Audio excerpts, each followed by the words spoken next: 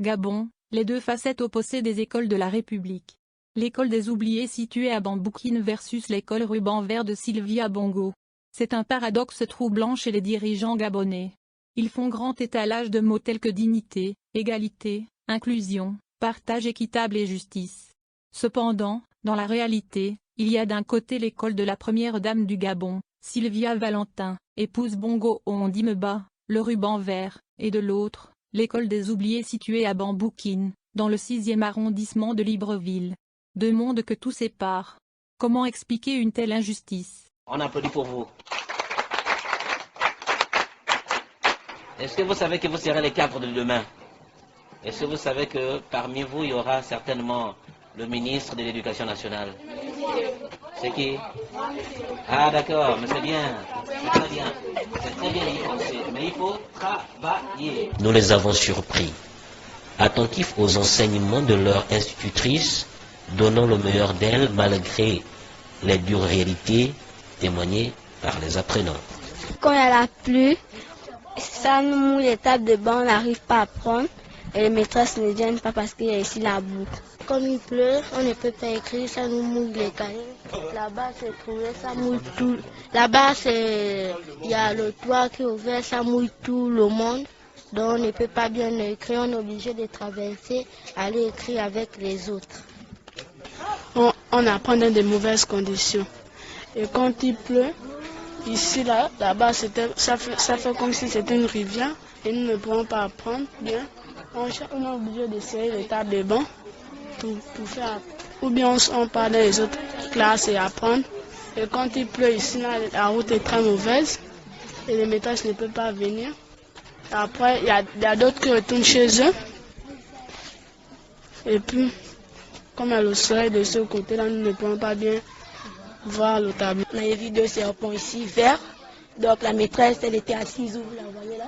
Elle était en train de nous expliquer la leçon. C'est mon camarade de classe qui avait vu ça.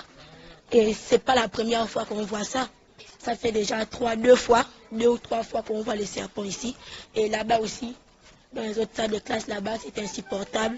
Parce que là-bas, regardez comment la toiture, quand tu pleut, quand il y a le vent, donc ça soulève la toiture.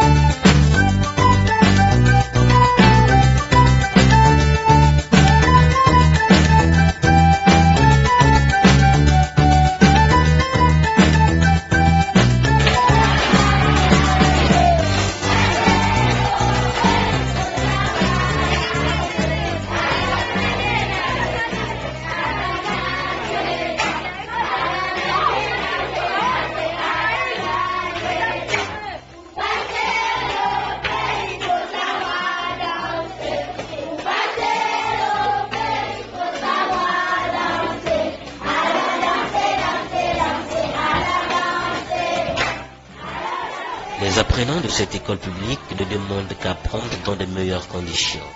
Le chef du quartier en appelle à l'aide pour le bien-être des enfants qui sont l'avenir du Gabon. Je suis un père de famille, je suis un grand-père, mais ça me fait mal, ça me fait très mal.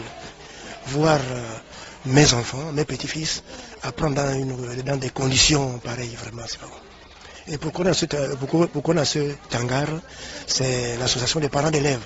Nous avons cotisé ensemble avec les parents pour avoir ce hangar. Acheter les tôles, acheter un peu de ciment, acheter un peu du bois, les chevrons, les lattes, tout ça, pour que nous puissions organiser à construire ce hangar. Et quand il pleut, les enfants n'apprennent pas. Et vous voyez donc, la maîtresse n'a pas de bureau pour dispenser les cours. Vraiment, c'est quelque chose qui n'est pas... Vraiment, c'est pas...